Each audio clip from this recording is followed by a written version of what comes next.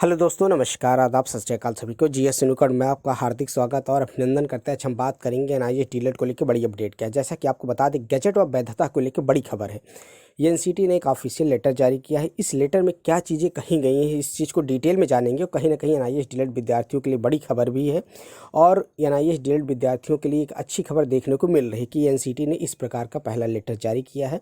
और विद्यार्थियों के लिए इसमें क्या चीज़ें कही गई हैं, किस चीज़ को लेकर इन्होंने मेंशन किया, इसके बारे में चलिए डिटेल में जान लेते हैं। पहला देखेंगे, ये लेटर है। लेटर एक आपका मतलब देखेंगे 3/2/2024 को उन्होंने लेटर जारी किया, लेकिन अभी लेटर सामने निकल के आ रहा है। देखेंगे तो ये लेटर बहुत तेज़ी से वायरल भी हो रहा है और कहीं ना कहीं इस चीज़ को लेकर मेंशन किया गया कि विद्यार्थियों के बारे में क्या उन्होंने स्पष्ट किया। चलिए आपको दिखाते हैं। सर या मैडम, आपकी शिकायत के संदर्भ में यह कहना है कि डीएलएड मान्यता पाठ्यक्रम को एनआईएस द्वारा आदेश एनसीटी एमएचआरडी की एनआईएस की मान्यता 275 भाग 3 में बैठक 2017-18-245-961 दिनांक 22/9/2017 के माध्यम से शैक्षणिक सत्र 2017 या 19 के लिए एक बार के उपाय में के रूप में प्रदान किया गया था। देश में सरकारी सहायता प्राप्त या गैर सरकारी प्राप्त निजी स्कूलों में कार्यरत प्रारंभिक स्तर पर सेवारत अप्रशिक्षित शिक्षक के कार्यक्रम को एनआईएस द्वारा 3/3/2019 को पूरा किया गया था। रिकॉर्ड के अनुसार इसे भारत के राजपत्र में प्रकाशित नहीं किया गया था। हालांकि इस सभी पर हितधारकों को भेज दिया गया है। सभी संबंधियों द्वारा सूचना और कार्यान्वयन के लिए एनसीटी की वेबसाइट पर भी अपलोड किया गया था।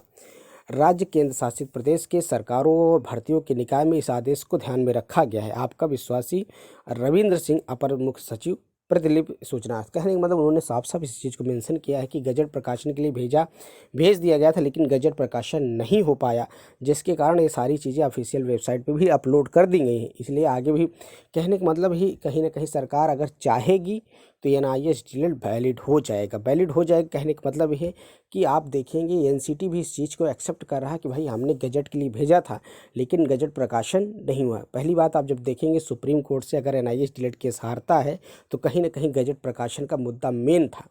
आप चाहे एसएलपी दायर करें या कुछ भी हो, अगर सुप्रीम कोर्ट में अगर आपको जीत मिलनेगी तो पहला मुद्दा यही है गजट प्रकाशन।